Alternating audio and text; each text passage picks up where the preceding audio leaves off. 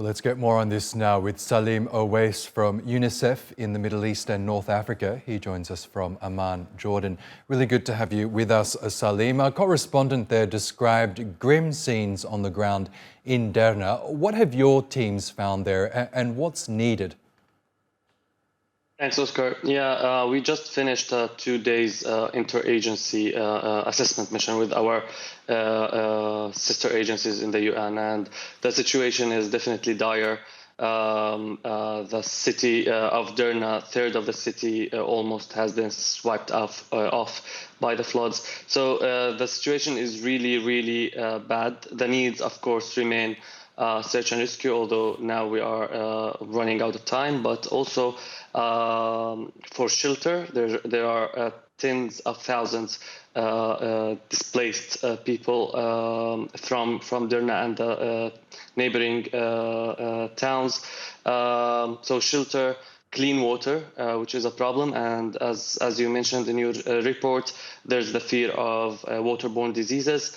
Also, child protection issues. We need psychosocial support for children who face this traumatic experience. Also for protection of violence, of exploitation.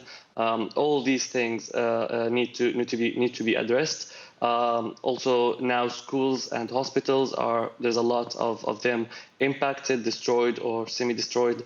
So that's another thing. The health system is not at capacity. So there's a lot of needs on the ground.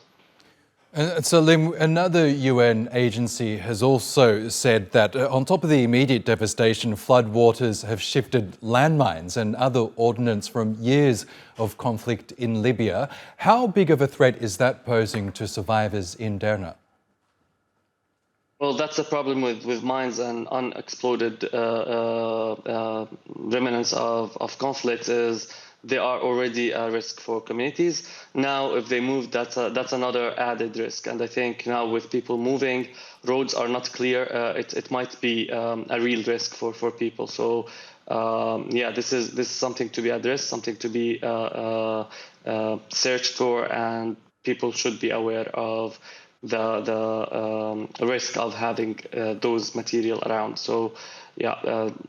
This is something that we need to make people aware of, and for the teams also, the rescue teams on the ground to be aware of.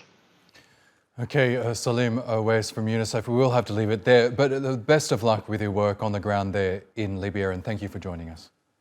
Thank you so much.